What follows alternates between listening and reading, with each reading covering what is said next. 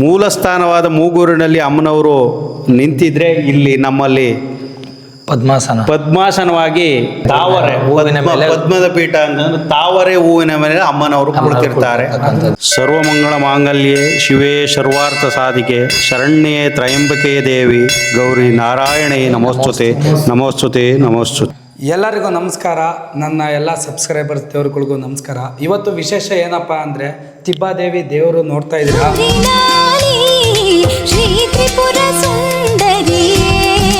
ಈ ದೇವತೆ ನಮ್ಮ ಊರಿನಲ್ಲಿ ನೆಲೆಸಿದ್ದೇಗೆ ಏನು ಎತ್ತ ಅಂತ ಅಂದ್ಬಿಟ್ಟು ಮಾಸ್ಟ್ರು ಇವ್ರನ್ನ ಇವ್ರ ಮೂಲಕನೇ ಪರಿಚಯ ಮಾಡಿಕೊಡ್ತೀನಿ. ಹೇಳಿ ಸರ್. ನಮಸ್ಕಾರ. ನಾನು ರಾಮಣ್ಣ ಅಂದ್ಬಿಟ್ಟು ಮೂಲತಃ ನಾನು ಶಿಕ್ಷಕನಾಗಿದ್ದೇನೆ ಮತ್ತು ಈ ನಮ್ಮ ಮೂಗೂರು ತಿಬ್ಬಾದೇವಿ ದೇವಸ್ಥಾನ ಟ್ರಸ್ಟ್ನ ಕಾರ್ಯದರ್ಶಿಯಾಗಿ ಕಾರ್ಯನಿರ್ವಹಿಸ್ತಾ ಇದ್ದೇನೆ. ದೇವರು ನಮ್ಮ ಊರಿಗೆ ಹೆಂಗೆ ಸ್ಥಾಪನೆ ಆಗಿದ್ದು, ಹಿನ್ನೆಲೆ ಏನು, ವಿಶೇಷತೆ ಏನು ಅಂತ ಅಂದ್ಬಿಟ್ಟು ಸ್ವಲ್ಪ ತಿಳಿಸ್ಕೊಡಿ.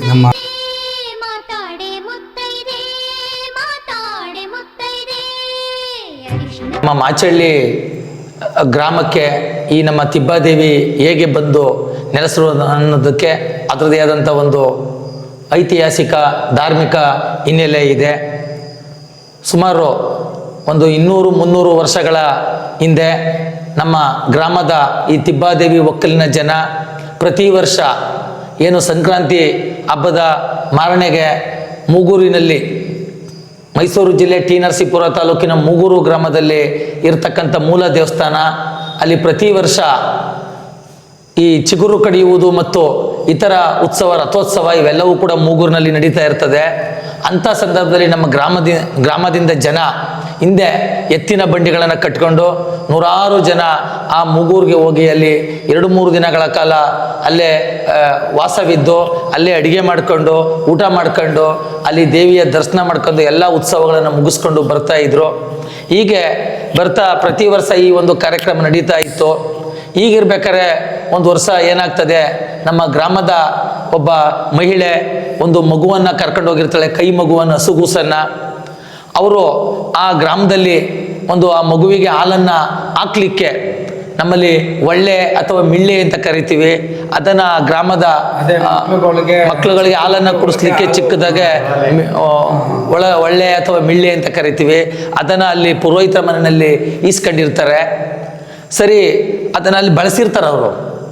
ಆದರೆ ಆಕಸ್ಮಿಕವಾಗಿ ಅದನ್ನು ಅವರು ಮರ್ತ್ಕೊಂಡು ನಮ್ಮ ಗ್ರಾಮಕ್ಕೆ ತಂದುಬಿಡ್ತಾರೆ. ತಂದಾಗ ಆ ಮಗುಗೆ ತುಂಬ ತೀವ್ರವಾದಂಥ ಒಂದು ಕಾಯಿಲೆಗೆ ಒಳಗಾಗ್ತದೆ. ಮಗು ಚಂಡಿ ಹಿಡಿದು ಬಿಡ್ತದೆ.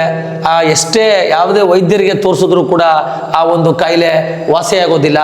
ಹಾಗಾಗಿ ಅವರು ಪುರೋಹಿತರ ಬಳಿ ಹೋಗಿ ಕೇಳಿದಾಗ, ಈ ಥರ ನೀನು ನಿಮ್ಮ ಮನೆ ದೇವರಿಂದ ಏನೋ ಒಂದು ವಸ್ತುವನ್ನು ನೀನು ತಗೊಂಡು ಬಂದ್ಬಿಟ್ಟಿದೀಯಾ, ಅದು ನಿನಗೆ ಒಂದು ಶಾಪ ಆಗಿದೆ ಅಂತ ಆ ಒಂದು ಪುರೋಹಿತರು ನುಡಿತಾರೆ. ಆ ವಿಚಾರ ತಿಳಿದಂಥ ಮಹಿಳೆ ಏನು ಮಾಡ್ತಾಳೆ, ನೆನ್ಕೊಳ್ತಾಳೆ, ನಾನು ಈ ಥರ ಅಲ್ಲಿನ ಪುರೋಹಿತರ ಮನೆಯಲ್ಲಿ ಒಂದು ಈ ಥರ ಒಳ್ಳೆಯನೇ ಇಸ್ಕೊಂಡು ಬಂದಿದ್ದೆ, ಈ ಥರ ತಪ್ಪ ಹೋಗಿದೆ ಅಂತ ಹೇಳ್ಬಿಟ್ಟು ತಂದು ಅದನ್ನು ಈ ಒಂದು ಜಾಗದಲ್ಲಿ, ಹಿಂದೆ ಇದೊಂದು ಖಾಲಿ ಜಾಗ ಇರ್ತದೆ, ಈ ಒಂದು ಜಾಗದಲ್ಲಿ ಅದನ್ನು ಬಿಸಾಡ್ಬಿಡ್ತಾರೆ ಮಹಿಳೆ. ಅದು ಮುಂದೆ ಇಲ್ಲೇ ಒಂದು ಹುತ್ತ ಮೂಡ್ತಕ್ಕಂಥದ್ದು. ಹಾಗಾಗಿ ಆ ಹುತ್ತ ಮೂಡಿ ಇಲ್ಲಿ ಒಂದು ಪುಟ್ಟದಾದಂಥ ನಾಡ ಹೆಂಚಿನಿಂದ, ಕೈ ಹೆಂಚು ಅಂತ ಕರಿತೀವಿ, ಅದರಿಂದ ಒಂದು ಚಿಕ್ಕದಾದಂಥ ದೇವಸ್ಥಾನವನ್ನು ನಮ್ಮ ಪೂರ್ವಿಕರು ಇಲ್ಲಿ ಸುಮಾರು ಒಂದು 300 ವರ್ಷಗಳ ಹಿಂದೆ ನಿರ್ಮಾಣ ಮಾಡ್ತಾರೆ. ಅದರ ಇತಿಹಾಸ ಇರುವ 300 ವರ್ಷ, ಅದಕ್ಕಿಂತ ಕೂಡ ಹೆಚ್ಚು ಇತಿಹಾಸ ಇರತಕ್ಕಂಥ ಒಂದು ದೇವಾಲಯ.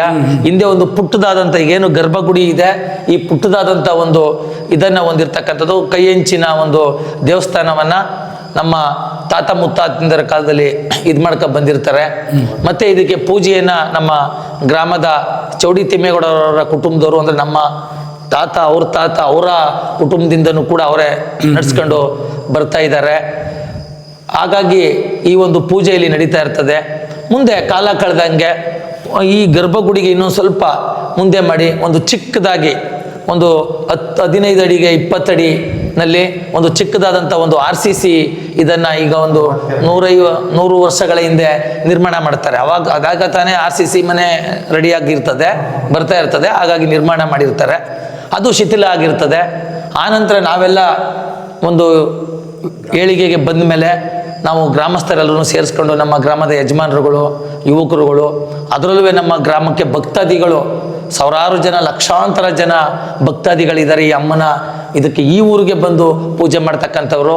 ನಾವು ಅವರೆಲ್ಲರೂ ಕೂಡ ಸೇರಿಸಿ ಒಂದು ತಿಬ್ಬಾದೇವಿ ದೇವಸ್ಥಾನ ಟ್ರಸ್ಟ್ ಅಂತ ಮಾಡಿ ಅದರಲ್ಲಿ ಸುಮಾರು ಒಂದು 18 ಜನ ಸದಸ್ಯರುಗಳನ್ನು ಮಾಡ್ಕೊಂಡು, ಅಧ್ಯಕ್ಷರು, ಕಾರ್ಯದರ್ಶಿ ಎಲ್ಲ ನಾವು ಆಯ್ಕೆ ಮಾಡಿಕೊಂಡು ಈ ಒಂದು ಸುಮಾರು ಒಂದು 60 ಲಕ್ಷ ರೂಪಾಯಿನಲ್ಲಿ ಕಳೆದ ವರ್ಷ ಈ ದೇವಸ್ಥಾನ 60 ಲಕ್ಷ ರೂಪಾಯಿ ಇದರಲ್ಲಿ ಎಲ್ಲ ರೀತಿ ಗ್ರಾನೈಟು, ಕಲ್ಲು ಎಲ್ಲ ಟ್ರಸ್ಟ್ಗೆ ಹಾಕೊಂಡು ಮಾಡ್ಕೊಂಡು ನಾವು ಎಲ್ಲ ರಾಜಕಾರಣಿಗಳಿರ್ಬೋದು ಅಥವಾ ಬೇರೆ ದಾನಿಗಳಿರ್ಬೋದು, ಅದರಲ್ಲೂ ವಿಶೇಷವಾಗಿ ಬೆಂಗಳೂರು ಮತ್ತು ಮೈಸೂರಿನಲ್ಲಿ ಏನಿದ್ದಾರೆ ದಾನಿಗಳು, ಅವರಿಂದ ಹೆಚ್ಚು ನೆರವನ್ನು ಪಡ್ಕೊಂಡು ನಾವು ಈ ಒಂದು ದೇವಸ್ಥಾನವನ್ನ ನಿರ್ಮಾಣ ಮಾಡಿದ್ದೀವಿ.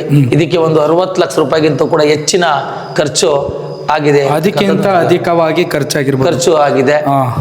ಇದು ತಿಬ್ಬಾದೇವಿ ಅರ್ಚಕರಾದ ನಾಗರಾಜ್ ಅವ್ರನ್ನು ಮಾತಾಡಿಸ್ತೀವಿ. ಈ ಗ್ರಾಮದಲ್ಲಿ ತ್ರಿಪುರ ಸುಂದರಿ ತಿಬ್ಬಾದೇವಿ ಅಂತ ಅಮ್ಮನವರು ನೆಲೆಗೊಂಡು ಒಂದು 200-300 ವರ್ಷಗಳಾಗಿದೆ. ಈ ಕಳೆದ ನವೆಂಬರ್ 25ನೇ ಇಸ್ವಿಯಲ್ಲಿ ಪುನರ್ ಪ್ರತಿಷ್ಠಾಪನೆಯಾಗಿದೆ. ಅಮ್ಮನವರ ಪುನರ್ ಪ್ರತಿಷ್ಠಾಪನೆಯಾಗಿ ಅದ್ಭುತವಾಗಿ 48 ದಿನಗಳ ಕಾಲ ಮಂಡಲ ಪೂಜೆಯನ್ನು ಮಾಡಿ ಈ ದೇವಿಯ ಒಕ್ಕಲುತನದ ಎಲ್ಲ ಭಕ್ತಾದಿಗಳು ಸೇರಿ ಸಹಕಾರದಿಂದ, ಎಲ್ಲರ ಸಹಕಾರದಿಂದ ಈ ದಿವಸ ಅದ್ಭುತವಾಗಿ ಈ ತಾಯಿ ಇಲ್ಲಿ ನೆಲೆಗೊಂಡಿದ್ದಾಳೆ. ಪ್ರತಿ ಮಂಗಳವಾರ ಮತ್ತು ಶುಕ್ರವಾರ ಪೂಜೆ ಇರುತ್ತೆ. ಪ್ರತಿದಿನ ಅಮ್ಮನವ್ರಿಗೆ ದೀಪ ಹಚ್ತೀವಿ. ಪ್ರತಿ ಮಂಗಳವಾರ ಶುಕ್ರವಾರ ವಿಶೇಷವಾದ ಪೂಜೆ ಇರುತ್ತೆ. ಆಷಾಢ ಶುಕ್ರವಾರ ಆದ್ದರಿಂದ ಈ ದಿವಸ ಅಮ್ಮನವರಿಗೆ ವಿಶೇಷ ಅಲಂಕಾರ ಹಾಗೂ ಪೂಜೆಯನ್ನು ಭಕ್ತಾದಿ ನಾವು ಪ್ರತಿದಿನನೂ ಬರ್ತಾ ಇದ್ದೋ, ಪ್ರತಿದಿನನೂ ಕೂಡ ಇಲ್ಲಿ ಏನಪ್ಪ ಅನ್ನ ಸಂತರ್ಪಣೆ ಕೊಡ್ತಾಯಿದ್ರು.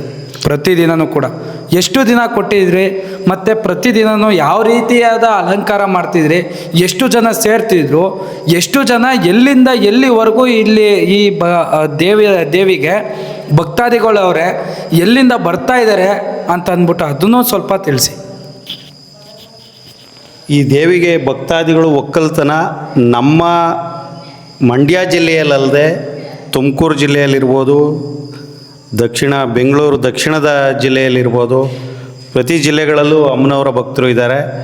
48 ದಿನದ ದಾಸೋಹ ಕಾರ್ಯಕ್ರಮಕ್ಕೆ ಸ್ವಯಂ ಪ್ರೇರಿತರಾಗಿ ಭಕ್ತಾದಿಗಳು ಅವರೇ ಬಂದು ಈ ಒಂದು ಕಾರ್ಯಕ್ರಮದಲ್ಲಿ ಪಾಲ್ಗೊಂಡು ಸ್ವಯಂ ಪ್ರೇರಿತರಾಗಿ ಅವರೇ ಒಬ್ಬೊಬ್ಬರೇ ಒಂದೊಂದು ದಿವಸ ಇಲ್ಲಿ ದಾಸೋಹವನ್ನು ಇಟ್ಕೊಂಡು ವಿಶೇಷವಾದ ಅಲಂಕಾರಗಳ ಇಟ್ಕೊಂಡು ಅಭಿಷೇಕವನ್ನು ಇಟ್ಕೊಂಡು ಪ್ರತಿದಿನ 48 ದಿವಸ ಎಲ್ಲರ ಸಹಕಾರದಿಂದ ಈ ಕಾರ್ಯಕ್ರಮ ನಡೆದಿದೆ.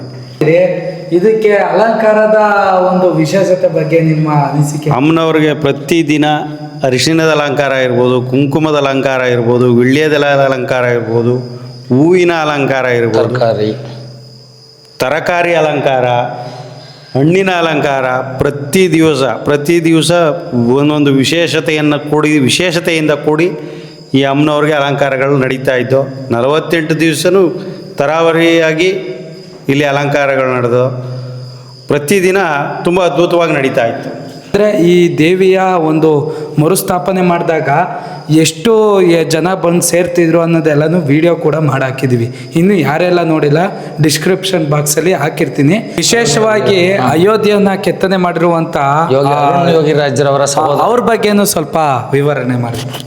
ಈ ಪುನರ್ ಪ್ರತಿಷ್ಠಾಪನೆಯಾದ ಮೂರ್ತಿಯನ್ನು ನಮ್ಮ ಪ್ರಸಿದ್ಧ ಶ್ರೀರಾಮನ ಅಯೋಧ್ಯೆಯ ಬಾಲರಾಮನ ಮೂರ್ತಿಯನ್ನು ಕೆತ್ತನೆ ಮಾಡಿದ ಯೋಗಿ ಅರುಣ್ ಅವರ ಸಹೋದರರಾದ ಸೂರ್ಯಪ್ರಕಾಶ್ ಮೂರ್ತಿಯವರ ಕೈಯಲ್ಲಿ ಮೂಡಿಬಂದ ಅಮ್ಮನವರು ಪುನರ್ ಪ್ರತಿಷ್ಠಾಪನೆಗೆ ಸಿದ್ಧಗೊಂಡು. ಈ ವಿಡಿಯೋ ಯಾರಿಗೆಲ್ಲ ಇಷ್ಟ ಆಗೈತೆ ಲೈಕು ಶೇರು ಕಮೆಂಟ್ ಮಾಡಿ. ಮತ್ತು ಈ ತಿಬ್ಬಾದೇವಿ ದೇವಾಲಯದ ಪ್ರಮುಖ ಜನಗಳು ಯಾರ್ಯಾರಿದ್ದಾರೆ ಅವ್ರಿಗೂ ಕೂಡ ಈ ವಿಡಿಯೋನ ಶೇರ್ ಮಾಡಿ ಅಂತ ಹೇಳ್ತಾ ನಮಸ್ಕಾರ.